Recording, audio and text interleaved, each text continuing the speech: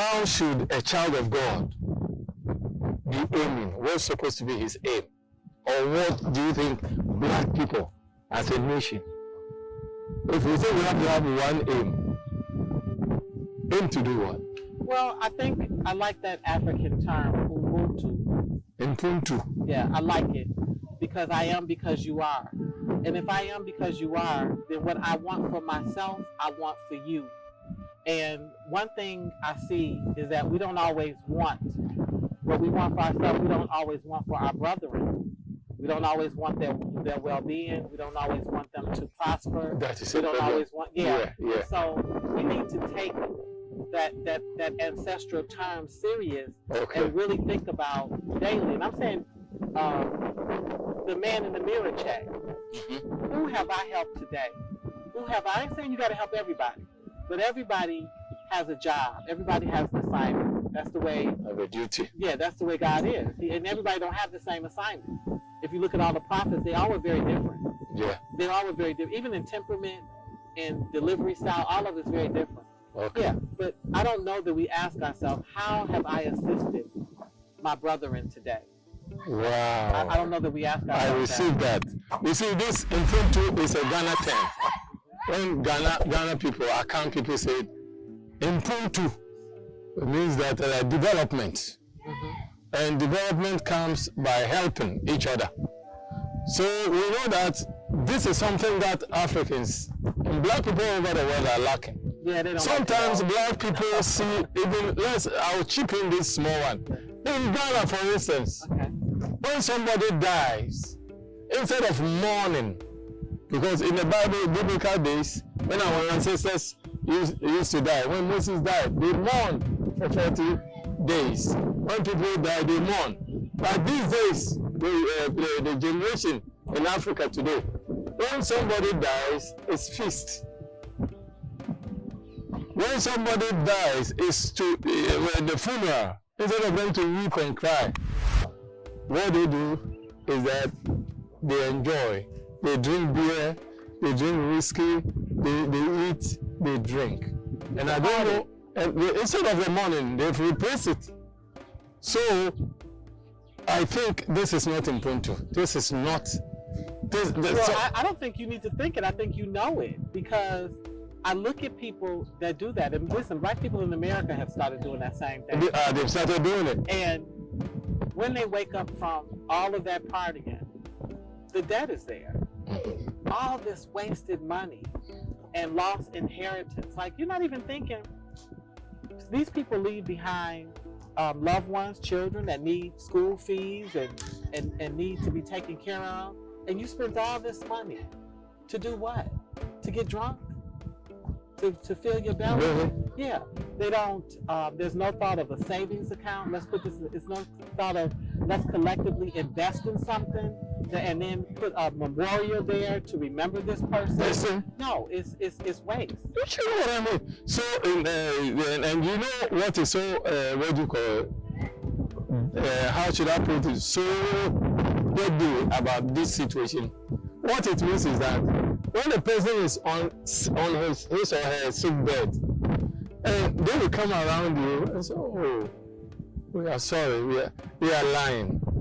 Deep within, maybe they are saying, "When are you going to pass so that we go to church?" This party. So what is happening is that technically, the devil is using what you call a way to make black people's death become happiness, so that it will mean that I never thought about it that way, but you're right. Yeah, when somebody dies, when a black person dies, why should you weep? You have to enjoy. So then, if death is good, should we all die at once? No, I don't want to. You see? I want to die when the So right now, the aim that we are talking about, one aim, we know that Ubuntu or development, is the one. What else can make black people get one aim? What can get us closer to the thinking that we have one aim? You see, when you talk about one aim, it means one future, one family, everything, oneness. Are you with me? I am. Well, apart from the development, what else do you think can draw us closer to our aim? Because everybody have their mind. Yeah, Twins even have their mind. Yeah, they're not the same. And brothers and sisters, if they are divided, Jesus has said it already. Yes. A man's enemies shall be those of his own household. I know. Mother shall rise up against the daughter, son will rise up against the father, and it is really working. But right now we have passed through a lot, and we want to have one aim. When I say one aim, the fact that you were born in America does not mean that when I see you, I should look down on you, or the fact that you two you live in New York or Chicago, and you come to Tammany Town or somewhere and you see the environment, does not mean that you look down on me. But we have to have one aim. One aim. We are black. We are blacks, period. Well, I can tell you that I feel like we are a group that has very low self-esteem. That we have not. Yeah, we don't actually always like ourselves, and we most certainly don't love ourselves. And so that work, that's a deep spiritual work to teach someone their own value. That is powerful. And that starts. Repeat that one. What? Spiritual work. Repeat it again. Spiritual work. Wonderful, wonderful. To teach somebody their own value. Okay. I see things that we do that I don't understand. For example, good. We know that you can work in Dubai. Okay, they offer jobs. But now we also know there's a long history with us, with the Arab nation. I'm a humanitarian. I'm not against any group. But I think that historically you have to tell the truth. The facts are the facts. But spiritual consciousness is about truth, nothing else. Historically, Arabs have been cruel to Africans. This is history. They started it. Yeah, that's it. So, to see this number of Africans go through Arab nations, so now Gaddafi is killed, and now the open auctioning of a black man, that he actually stands there and he's able to be auctioned, and the world is not bothered by that. The section of women that are used as sex slaves, and the world is not bothered by that. And when I say the world, I don't stand as a black woman and appeal to another group. I don't think that the Asian woman is going to cry for me. The Latina woman is going to cry for me. The white woman. I think my own group should be outraged if that's happening to me. And what I see among us, whether it's the Africans, whether you're in the Caribbean, whether you're in the US, we're quiet. We're quiet at the level of abuses that happen to us, outside of us, and with us. When we see a canoe, or when we see a boat of Africans that are turned around and we know that they're going to die, we don't raise hell. We don't raise hell. But if there was another group, they would. They would. And they do. I worry about that level of disdain. How can I see a woman drowning and not be bothered that I'm a woman and I'm a mother? I should be bothered. I may not be able to swim, but I can at least yell for somebody else to go get her. We have to do that deep self-esteem work. We have to like ourselves again, to be able to love ourselves again. I don't know that we love ourselves. So if I don't love me, I most certainly can't love you. It's true. So then, as you brought up this issue about going to Dubai, recently we heard that some African lady went to Dubai and have a set. The Arabs were paid her and let dog sex her.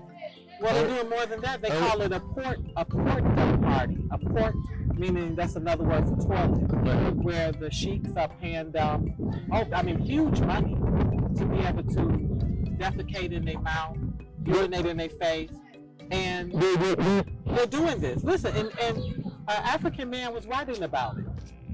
And if you read the comments underneath him, with him writing, I thought it was going to be people who, when we see them, we're going to rip them to shreds. And women was asking, how can I go? I could survive it too. Let me go get my 50 million. This is what they were saying. They was almost volunteering did you ask me about that God? Yeah. Okay? See that false God? Yes. You're volunteering to have fecal put on you for money. That money is your God. That money is your God. And for you to want that, you have to be spiritually empty. Because there's no living God that would ever tell us to do that. Let me come in. So now, we know that the Arabs are called the heathen, and the Europeans are called the Gentiles. And we know that the heathen boss, they are the ones that are interested in idols and witchcraft and all those kind of things that our God hates. So sleeping with the dogs and as for the shit and thing, I've never even heard of it.